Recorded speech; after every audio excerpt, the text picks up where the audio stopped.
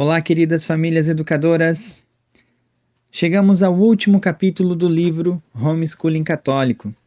E eu quero parabenizá-los a todos e agradecer a todos que nos acompanharam até aqui nessa trajetória desse livro maravilhoso.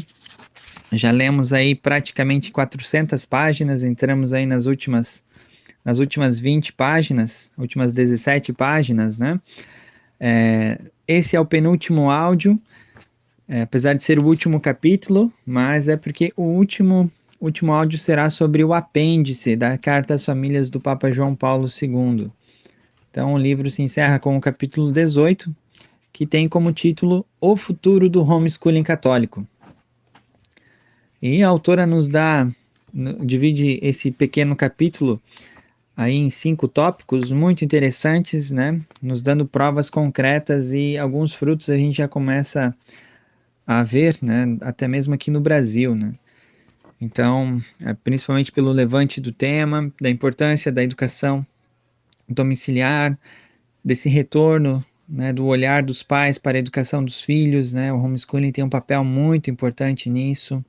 Esse retorno da família a olhar para o centro da sua casa, querer colocar novamente Deus no centro da sua casa, os pais assumirem a sua autoridade que é dada por Deus, né, perante a educação dos seus filhos, os pais assumirem a primazia e o grave dever de educar os filhos através da educação domiciliar, preservar, proteger, né, o papel do pai, né, de cumprir o seu papel, né, que é proteger a família e prover o sustento da sua família, né? Então, muitas vezes o homeschooling ele é sim uma legítima defesa, né?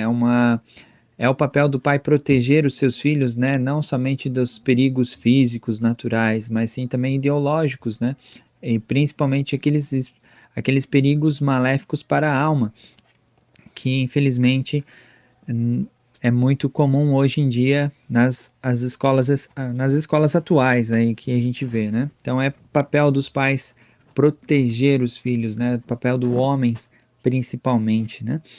E claro, a grande educadora por excelência, a mãe, né, que na hierarquia dos educadores, depois de Deus, a que tem o primeiro lugar é a mãe na educação dos filhos, né? Então, a mãe assumir esse papel com valentia, com perseverança, com muita coragem, né, nos dias de hoje, muitas mães dedicadas aí a estudar, né, a aprender para poder ensinar, então é algo muito louvável e com certeza Deus, né, reconhece todo o esforço desses pais, dessas mães para cumprir bem o seu papel, né? E claro, né, não somente contando com as forças físicas e naturais, as suas forças humanas e com certeza assim as forças dadas pela graça divina, né, que torna os nossos atos sobrenaturais, que nos liga com o eterno, né? Que é através da graça de Deus, através dos meios da graça que são os sacramentos, a vivência, né, católica do lar. Então, tudo isso com certeza vai gerar muitos frutos, né? Plantando sementes boas, nascerão frutos bons, né? Cultivando de forma correta, com certeza teremos aí árvores boas e frutos bons, né? Então, o capítulo 18 do livro Homeschooling Católico, né, tem também como título O Futuro do Homeschooling Católico. E a autora nos fala: nós que fazemos o apostolado do homeschooling sabemos que é necessário estarmos atentos ao que se passa nas escolas, fazer o possível para influenciar os legisladores e rezar para que Deus proteja os direitos das famílias homeschoolers. Ao rezarmos, devemos confiar a Ele o futuro do homeschooling católico, pois Ele, Deus, né, age de maneiras que nos são imprevisíveis. Pelo pouco que divisamos no horizonte, acreditamos que o homeschooling continuará a ser uma opção educacional para as famílias católicas por ainda muitos anos. É fato que o homeschooling está ganhando cada vez mais aceitação na sociedade. Em discussões sobre alternativas educacionais, é raro ele não ser mencionado. Em muitos sentidos, o homeschooling deixou de ser revolucionário. Agora que todos têm um amigo ou parente que educa os filhos em casa, esta já não é tanto uma ruptura radical, mas uma opção entre outras. O homeschooling cresce em um ritmo satisfatório. Em agosto de 2004, o Departamento de Educação dos Estados Unidos da América publicou um estudo relatando que o número de crianças educadas em casa no país era de 1,1 milhão. O pesquisador sobre homeschooling, Dr. Brian Ray, estima que o número atual esteja entre 1,7 e 2,1 milhões de estudantes, né? Estudos indicam que a população homeschooler vem crescendo cerca de 7% ao ano. Aqui abro um parênteses, né? A gente viu no Brasil o crescimento constante nesses últimos 5 anos. Em 2015 eram cerca de 1.500 famílias. Até o início desse ano, estimava-se cerca de 15 mil famílias, né? Que já, de certa forma, claro, no Brasil é muito estimado, né? Não tem números reais, concretos, ninguém consegue dar um dado certeiro, exato, mas a gente estima que com a pandemia, né, foi um mal que trouxe bens também, né? Que foi muitas famílias optaram pela educação domiciliar, né? Então esse número tende a crescer muito no Brasil, com certeza. Embora não possamos prever o futuro, certos fatores em desenvolvimento no país têm afetado de forma positiva o homeschooling católico, garantindo que esse continue ganhando espaço. Tais fatores incluem avanços tecnológicos, problemas crescentes com o sistema público de ensino, a qualidade dos alunos egressos do homeschooling e o apoio do clero católico. E aqui ela vai pontuar esses últimos fatores aí que ela indicou, né? O primeiro, os avanços tecnológicos, e olha só que interessante o que ela nos fala. A internet tornou-se um utensílio doméstico e sem dúvida tem tido um impacto incrível sobre a educação domiciliar. É possível encontrar informações sobre quase qualquer tópico na internet, e os benefícios que as famílias homeschoolers podem obter a partir disso são notáveis. O Google possibilita que os alunos pesquisem informações sobre qualquer tema com extrema facilidade. Antigamente, os alunos homeschoolers eram obrigados a ir frequentarem as bibliotecas em busca de materiais. Hoje, o computador lhes dá acesso a mais informações do que caberia em muitas bibliotecas. E ela vai citar aí diversos sites, né, em diversas ocasiões até mesmo de as bibliotecas digitais já feito, né, com parceria com o Google, por exemplo, a Harvard, né, a biblioteca, a livraria pública de Nova York, de Michigan, a Universidade de Michigan, né, digitalizando todos os seus livros e disponibilizando online. Então, todos esses benefícios que a internet traz, né? Então, há muitos websites de interesse dos alunos católicos, né? Contrariando as expectativas para uma instituição conhecida por mover-se lentamente, o Vaticano tem um site muito bom, né? Ela indica o site do Vaticano, também o The Catholic Encyclopedia, muitos sites mesmo. Então, aí a gente vê também como o celular, né, os telefones, tudo isso veio se tornando, né, cada vez mais uma ferramenta muito benéfica para as famílias, né? Claro que se usá-las para o bem, né? Então, por exemplo, com telefones celulares e acesso à internet, o escritório pode estar em qualquer lugar, né? Por exemplo, ó, no passado, os funcionários tinham de estar em suas mesas para atender seus telefones, porém, cada vez mais pessoas têm utilizado o telefone celular como seu principal telefone. Né? Claro que ela escreveu isso na década passada, mas então hoje em dia, com o avanço, nossa, e olha só que interessante esse dado que ela nos traz. Historicamente, sempre foi comum que os membros de uma família vivessem, né, e trabalhassem juntos. As crianças aprendiam ofícios com os seus pais. Com a Revolução Industrial e a ascensão das grandes cidades, os pais começaram a deixar suas famílias para ir trabalhar. Nos últimos 40 anos, as mães também têm deixado suas famílias para ir ao trabalho. Com a ausência do pai e da mãe, as crianças já praticamente não ficam em casa. No entanto, com essas novas tecnologias, volta a ser possível que os pais trabalhem de casa, no computador, e enviem seus trabalhos ao escritório via internet. Cada vez mais pessoas têm trabalhado de casa ou utilizado suas casas como escritório base. Muitos pais homeschoolers montam empreendimentos administrados a partir de casa, para que possam dedicar-se mais à criação de seus filhos e ajudar a educá-los.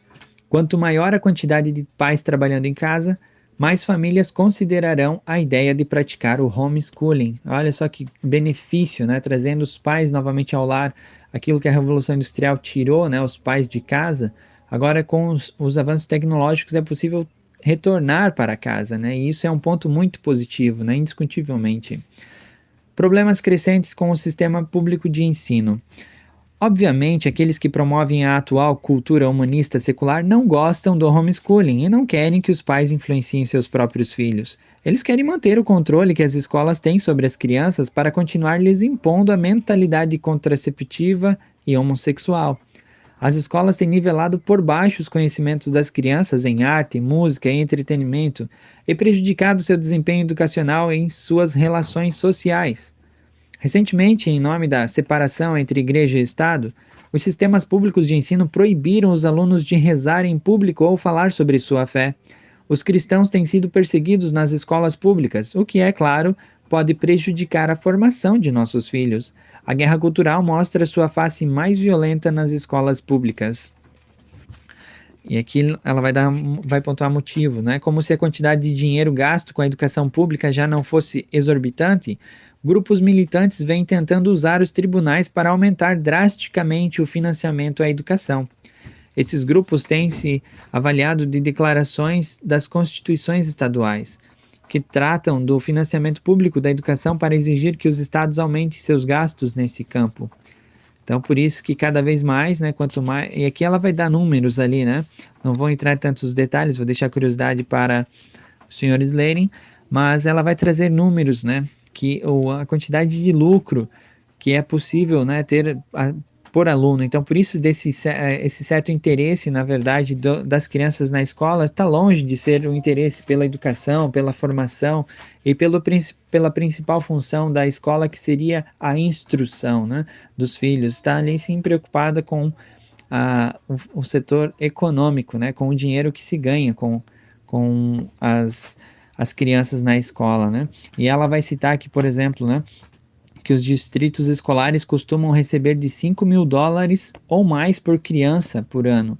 Se pagarem $1.000 por crianças homeschooler ano, obtém um lucro de 4.000 por crianças, mesmo se utilizarem parte desse lucro em captação de novos alunos, ainda saem ganhando, né? Então, assim, até mesmo ela vai falar, né, dos problemas de ensino, assim, também como as escolas cooperativas, né? Tem muitas escolas cooperativas nos Estados Unidos, escolas cooperativas de homeschooling, mas muitas escolas cooperativas são administradas pelo setor público, então elas querem também utilizar do homeschooling dessas escolas para ter esses lucros ali que eu citei, né? Cerca de $4.000 por ano de lucro em cima de cada família, de cada aluno, né? Então, com dinheiro, né? Há um adágio governamental: com dinheiro tudo se controla. Em outras palavras, se você recebe dinheiro do governo para educar seus filhos, o governo se sentirá no direito de dizer a você como fazê-lo. Esse é um fato evidente no Alasca. Inicialmente, as famílias podiam utilizar o dinheiro para comprar quaisquer materiais ou serviços relativos à educação. Hoje, entre outras muitas regras, o Estado determinou que o dinheiro não pode ser utilizado para comprar materiais educativos de cunho religioso, né? Então, ela vai citando assim, né, alguns outros exemplos ali também, né? Então, quando as famílias têm de gastar várias horas por dia cumprindo as exigências seculares da autorização da autoridade fiscalizadora, quanto tempo resta para a vida espiritual, né? Cada vez mais a gente ter que ficar gastando tempo com as questões, né, de fora, seculares, né, por causa dessas escolas, dessas burocracias, né? E aí, como que vai ficar a vida espiritual no nosso homeschooling, né? Então, ela vai citar novamente, né, no capítulo sobre como iniciar o homeschooling, também discutimos a importância de se estabelecer objetivos e escrever uma declaração de princípios, a qual provavelmente incluiria, né, vários propósitos espirituais, né? Então, alunos egressos do ensino domiciliar, né, o outro tópico que ela abordou. Na Seton, estamos agora recebendo os filhos da nossa primeira geração de alunos graduados. Esses jovens pais também optaram pelo homeschooling para seus filhos. A cada ano, cada vez mais alunos homeschoolers graduam-se e se casam. São os jovens abertos à vida e que pretendem educar seus filhos em casa. Além disso, nossos jovens egressos do homeschooling estão vestindo a camisa para lutar pela Igreja Católica. Os pais têm levado seus adolescentes homeschoolers a encontros e conferências para que possam ver por conta própria as influências feministas e os argumentos em prol dos valores da nova era. Recentemente, uma mãe de Nova York me telefonou para contar que levou sua filha homeschooler de 16 anos ao encontro na paróquia, onde todos os tipos de ideias malucas e anticatólicas estavam sendo promovidas por um grupo feminista. Durante o encontro, sua filha defendeu a posição da Igreja Católica. Abre aspas. Quando eu tinha 16 anos, fecha aspas, disse a mãe, abre aspas novamente, certamente não era capaz de defender minhas crenças como ela fez. E ela falou em um encontro público para pessoas mais velhas, fecha aspas. A mãe estava muito orgulhosa da filha e com toda razão. Os empregadores têm percebido que os formandos egressos do homeschooling são trabalhadores sérios, mais educados, mais maduros e capazes de relacionar-se com pessoas de diversas idades. Os homeschoolers, convivendo com os jovens e idosos, com funcionários de escritórios e jardineiros, encanadores e eletricistas, pessoas cultas e não cultas, interagindo quase diariamente com os mais diversos membros da comunidade, são mais preparados para a sociedade em geral do que os jovens que se restringem à sala de aula por tantas horas por dia ao longo de tantos anos. Aqui ela vai citar, né, alguns exemplos. Né? Joyce Swan, do Novo México, mãe homeschooler de 10 filhos, apareceu na televisão em 1993, em rede nacional, ou seja, quase 30 anos atrás, porque duas de suas filhas aos 17 anos de idade não apenas graduaram-se na universidade, mas foram contratadas por uma faculdade como professoras. E aqui uma das filhas, a Alexandra Swan, tornou-se mestre aos 16 anos pelo programa de graduação externa da Universidade da Califórnia. Ela escreveu um livro sobre sua experiência intitulado Sem Arrependimentos. Embora a família Swan esteja obviamente acima da média, os homeschoolers graduados têm obtido um alto nível de aceitação pelas faculdades. Estudos recentes mostram, com funcionários dos setores de admissão das universidades, mostraram que essas instituições têm tido, em geral, uma atitude muito positiva em relação ao homeschooling. Por exemplo, uma pesquisa com 34 desses funcionários em Ohio reportou que cerca de um terço deles afirmou que os homeschoolers têm um desempenho acadêmico acima da média. Um terço deles afirmou que seu desempenho está compatível com a média. E um terço deles não opinaram. É muito significativo que nenhum tenha dito que os homeschoolers têm um pior desempenho acadêmico do que a média. Então ela até cita aqui, né, que o futuro do homeschooling católico é brilhante, com os nossos jovens dando testemunho da verdade em suas comunidades. Esses jovens serão líderes, serão pensadores independentes e não terão medo de enfrentar autoridades civis e eclesiásticas, e como Joana d'Arc, libertar uma nação inteira da escravidão. Outro ponto que ela citou aqui, o clero católico. Um sintoma encorajador para os pais católicos homeschoolers é o número crescente de padres que têm começado a reconhecer o valor do homeschooling. Muitos padres vêm aceitando ser capelães de grupos católicos de homeschooling. Outros dão palestras ou permitem que os homeschoolers realizem seus encontros no salão paroquial e promovam eventos na igreja. As crianças católicas homeschoolers têm tido uma influência silenciosa sobre os corações dos padres, nas paróquias onde vão à missa ou são coroinhas. Os padres se perguntam: o que posso fazer para ajudar essas famílias capazes de tantos sacrifícios pessoais para educar seus filhos?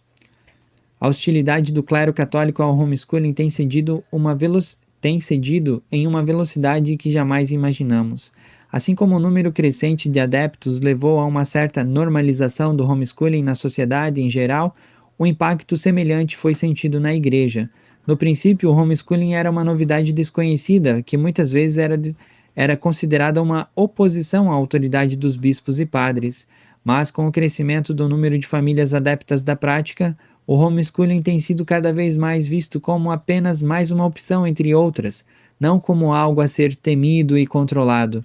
Por exemplo, no site da Diocese de Colorado Springs, o item Homeschooling Católico é listado na página dedicada a questões educacionais, junto com a escola diocesana e outras iniciativas educativas. Quando uma diocese ou paróquia mantém sua própria escola, o homeschooling é inevitavelmente considerado um competidor. Quando com dificuldade que os padres e bispos mantêm suas escolas, não podemos esperar deles um apoio público e efusível ao homeschooling. Mesmo assim, muitos bispos têm publicamente apoiado o homeschooling de vários modos, por exemplo, participando como palestrantes em conferências sobre o tema. O cardeal William Keller, de Baltimore, foi o principal palestrante em diversas conferências sobre homeschooling na área de Washington, Baltimore. O cardeal Edward Gannon, ex-presidente do Pontifício Conselho para a Família, e há muitos anos um ferrenho defensor do homeschooling. O movimento homeschooler tem sido consistentemente abençoado com o apoio de muitos padres bons e santos. Né? Então ela vai citar aqui alguns padres que apoiaram desde o início a Seton, né? E os outros canais também, principalmente o padre Robert Fox, né? Que é internacionalmente conhecido por suas excursões de jovens ao Santuário de Fátima e seu apostolado Família de Fátima, que apoiou e tem apoiado, né, o homeschooling há muitos anos. Também ela fala aqui, né, que não há estatísticas atuais sobre o número de vocações religiosas emergindo das famílias homeschooling. Aqui eu abro um parênteses, né, que existe sim, né, depois que o livro foi escrito, mas hoje nos Estados Unidos há mais homeschoolers mais famílias homeschooler dando fruto aos seminários do que as escolas católicas, né? Então os seminaristas estão hoje saindo mais de famílias homeschoolers do que das escolas ditas católicas.